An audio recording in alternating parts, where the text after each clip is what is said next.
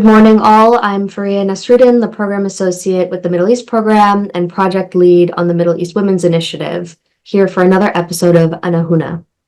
On this episode, we have with us Dana Darwish to discuss her Jordan-based mental health initiative, Choose Kind. In addition to being the founder of Choose Kind, Dana is the program manager of Jordan Source, a program that seeks to connect business, investors, and entrepreneurs from across the globe with the resources they need to grow, to thrive, and to flourish. She is also the host of Your Drive Back Primetime Companion on Jordan's #1 English radio station, Play 99.5.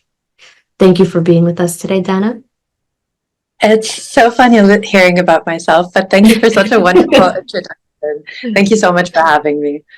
Of course. So I would like to just begin with you telling us a little bit more of what prompted you to found Choose Kind and the beginning of this entrepreneurial success. So it's all actually a story that I had nothing to do with, but I think it kind of created a sense of helplessness that I wanted to overcome. So a few years ago, the Jordanians were shocked with this very traumatizing story of a young boy that took his own life because he was being cyberbullied by his classmates. To be honest, as a 30-year-old woman, when you read the comments, it doesn't feel like it was that traumatizing. It doesn't feel like, from an adult perspective, like something like, oh, we're not going to play with you next time we see you, or nobody in class likes you, could prompt someone so young. So this little boy was in the 3rd grade when he took his own life. And I feel like it just made me realize that there's such a big divide between what's happening online to youth around the world, the way that they're talking to each other, the way that cyberbullying can be hidden so well. Because if I was in school and I was being bullied and I would go home with a black eye, or someone would push me down the stairs, I don't know, but my parents would be able to detect it, right? It's very easy and visible to see bullying and acts of harm taking place in the physical realm, but when they're happening online, they follow you wherever you go. So it's not like you go back home and you're safe. But also they are so easily hidden. And I realized that my nieces and nephews, I don't know if my sisters are aware of the kinds of conversations that they're having. We just assume that they're playing online and just having the best time. And that's when it dawned on me that we don't talk about everything that's happening online and its relation to mental health enough. And that was why I decided to tackle mental health, but specifically in youth. So my target audience is quite young. So we start with school students, can range up to when you're in uni. So we have different programs tackling each age group, but it's kind of just stemmed from this one story that made me realize that we're really not doing enough to shed light on how the world around us is changing and how it's impacting our mental health. Absolutely. And thank you for sharing that, sad but also incredible story of how you came to found this organization. In terms of your theory of change, I think it's a little, from what I understand, it's a little bit different. You're using video games as opposed to traditional methods of instructing and learning. Can you tell us a little bit more about how you came to take this approach? So ultimately, we do talks at schools, right? And no matter how many games and quizzes and prizes and I think I bring in all of the bells and whistles, I can notice when I start to lose the kids, right? Mm-hmm. I feel like, especially as a young person, you're talked at a lot, but you're rarely ever talked to. And I started realizing that we kind of always put ourselves on a pedestal of I know and you should listen to me. And I feel like, especially when it's mental health, something that is still fairly stigmatized, not everyone is comfortable talking about their mental health. We can't just assume that I'm going to go talk to them for an hour or 30 minutes and that's going to somehow create a change.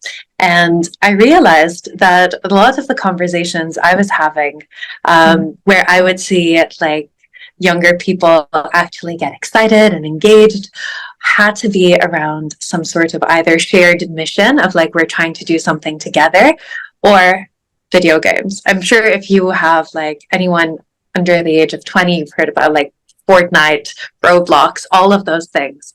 So it's like, all right, how can we bring in that element of fun, but also get them to learn something while they're doing it? So we decided to come up with essentially a challenge, because I didn't want to assume that if I created a game, they're just gonna love it and play it. I feel like we're trying to be very conscious about not assuming that we're all knowing and that we know what the kids want.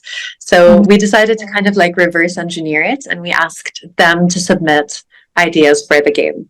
So essentially it was a nationwide challenge where we asked university students, school students, actually anyone that wanted to, but we were targeting a younger audience to submit their ideas for a game about mental health for a grand prize and the opportunity to also develop it. Amazing. And what is the impact that you've seen so far from this competition?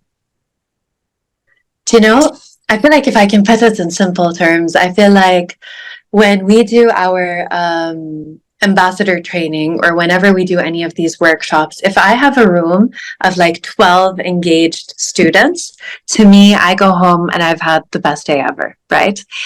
But for this game, we actually received over 300 submissions, which means that you had 300 youth that had to, so the numbers for the campaigns have actually surpassed 1 million, but the ones that have actually completed and submitted their games were around 300.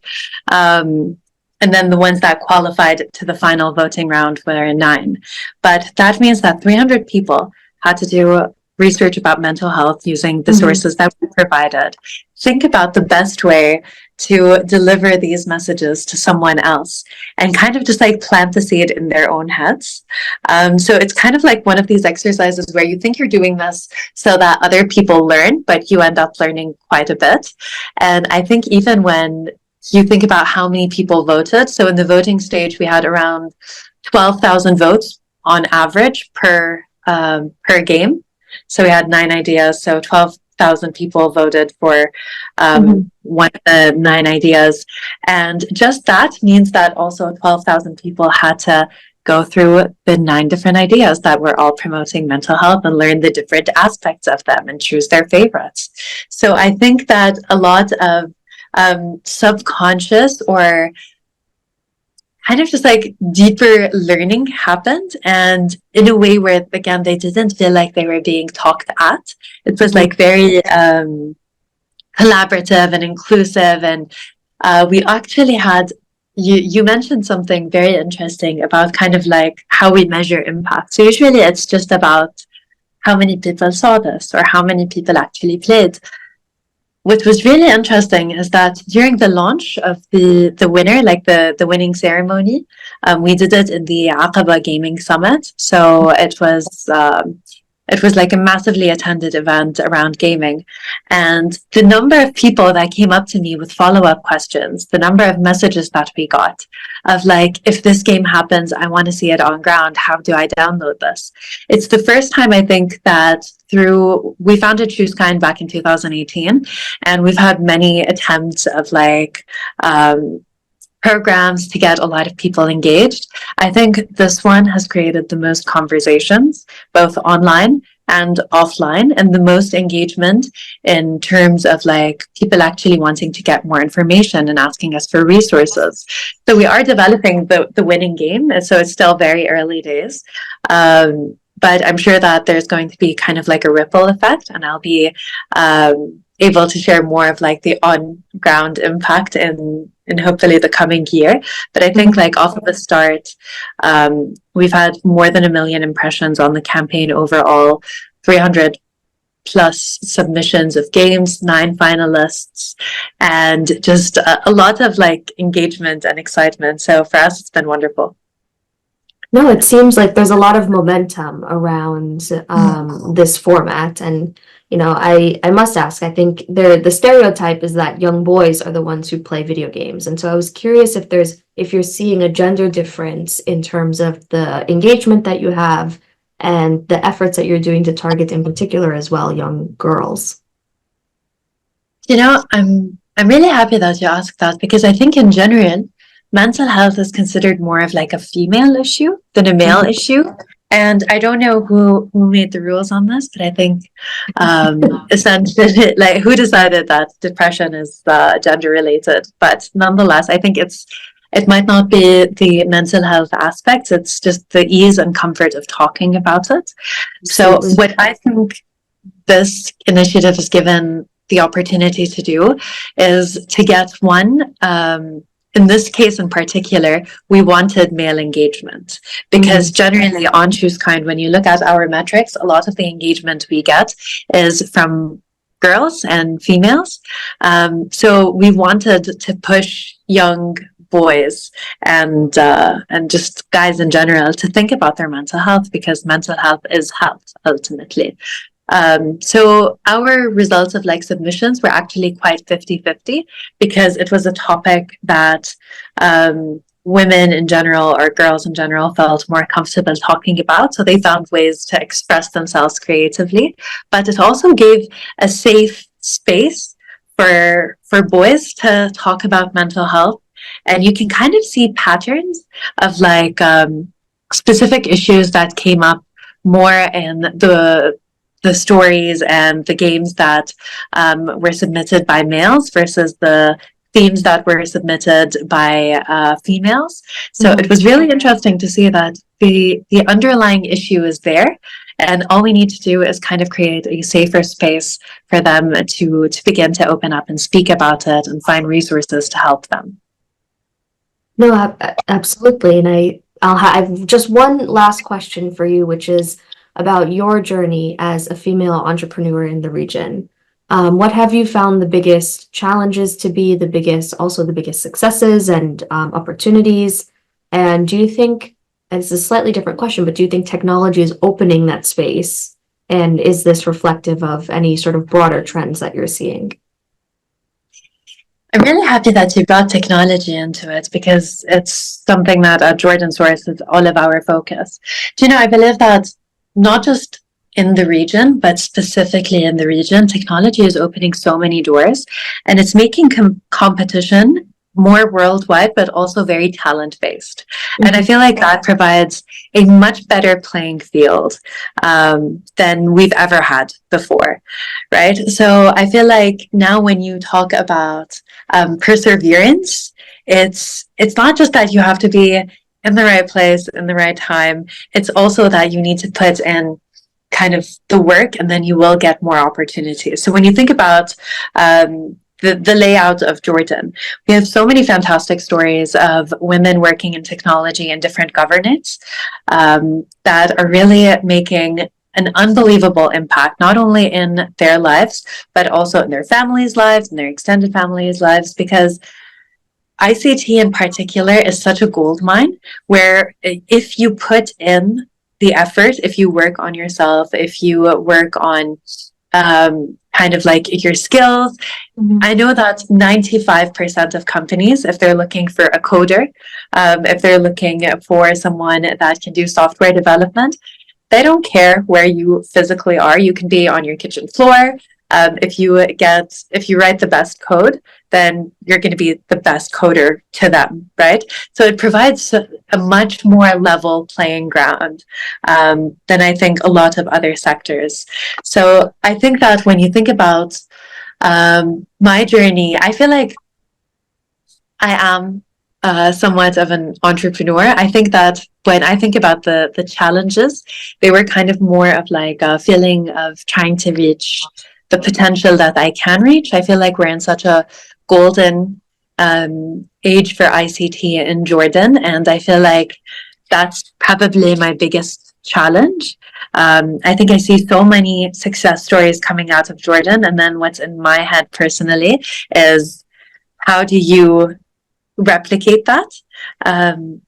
Because I feel like if I can give you some examples, a lot of fantastic technology stories started in Jordan.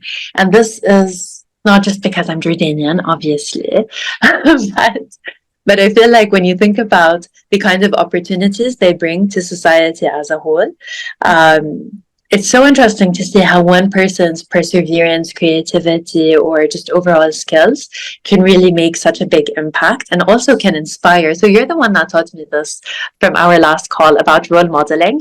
And I've been talking about it ever since, how like when you see someone that you deem as successful or someone that you kind of like, I wouldn't say look up to, but like someone you believe is successful and is doing a good job, it makes you feel like, oh, if they can do it, I can do it.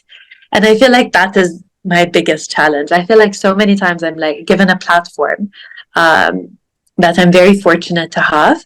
And my biggest challenge is kind of like finding the way to best use it in a way where if someone tells me, like, oh, for example, on the radio, my daughter listens to you, I want to give her that feeling of like, oh, if Dana can do it, then I can do it. And it's a lot of pressure. That's my biggest challenge.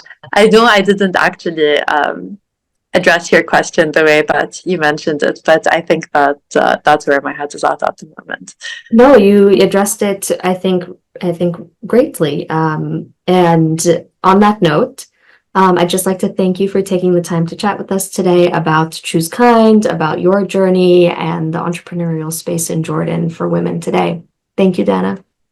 Thank you so much. I really appreciate it. And I always feel like you tell me really important stuff that I use in other interviews. So thank you for taking the time to speak to me today. I really appreciate it. Of course, of course.